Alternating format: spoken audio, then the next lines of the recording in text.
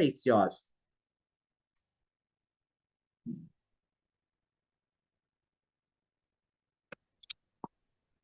Venerable members of the Mahasangha, Venerable nuns, friends in the Dhamma.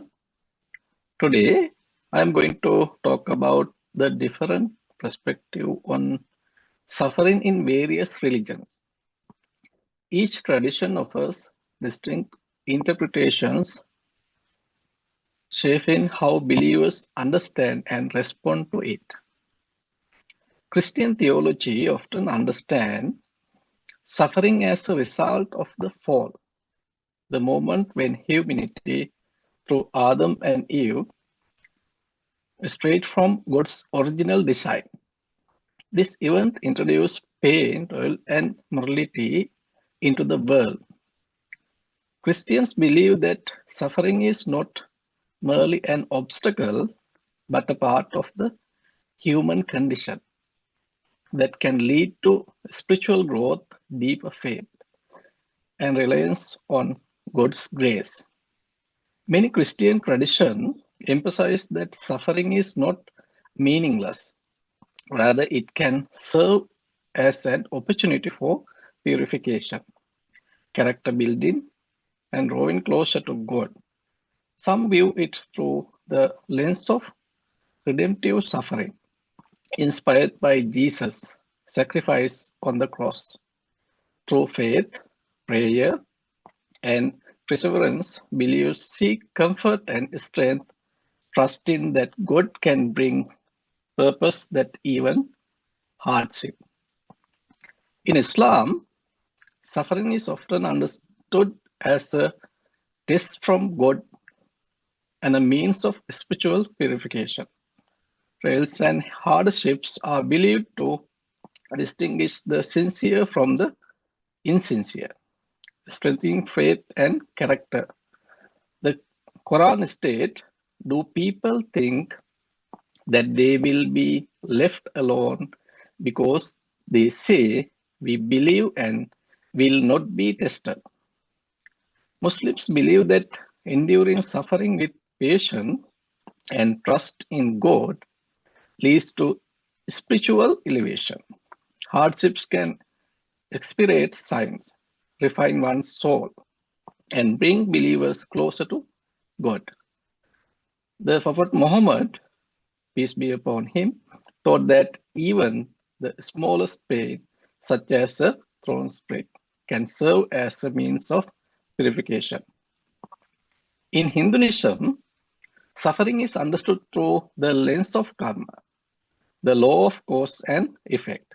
Unlike perspective that see suffering as divine punishment or a test, Hinduism teaches that suffering arises naturally from one's past action.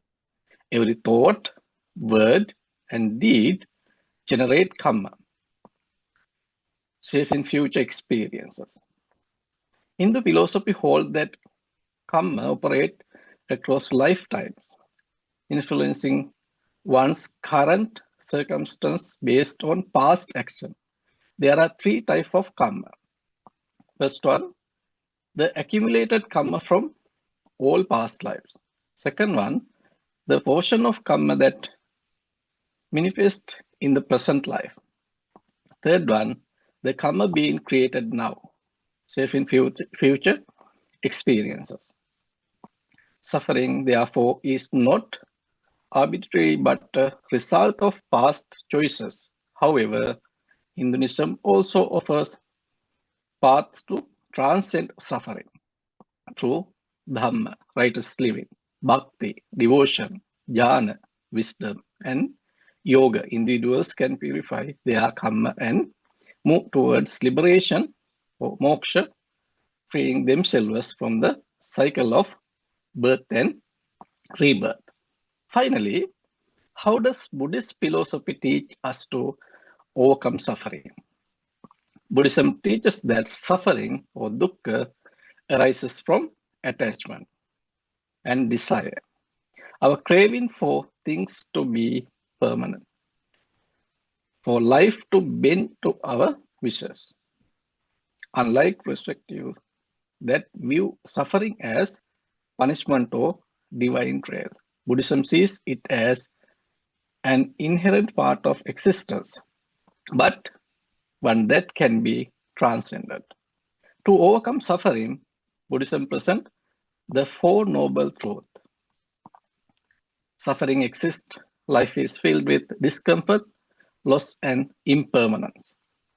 Suffering arises from attachment. We suffer because we cling to things, whether material possessions, relationships, or even our own identities. Suffering can end by letting go of attachment and craving. We free ourselves from suffering. The path to the end of suffering, the Eightfold Path, a guide for ethical living, mindfulness, and wisdom, help us transform suffering into peace. Through mindfulness, we observe suffering without being consumed by it. Meditation helps us detach from destructive desires and cultivate inner stillness. By practicing compassion, we shift our focus from self contented longing to shared humanity. Ultimately, Buddhism teaches that suffering is not an enemy but a teacher. It urges us to awaken, to be present, and to let go of illusion that bind us. We do not merely endure suffering, we transcend it. Thank you very much. Yes, good.